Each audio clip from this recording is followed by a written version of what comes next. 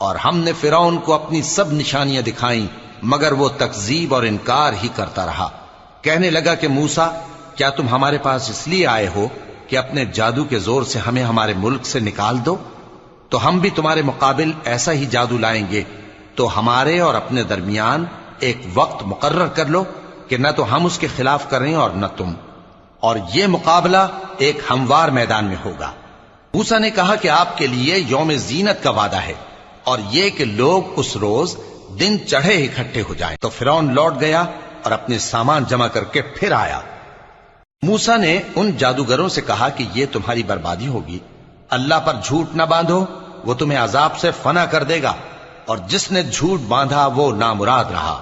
تو وہ باہم اپنے معاملے میں جھگڑنے اور چپکے سرگوشی کرنے لگے۔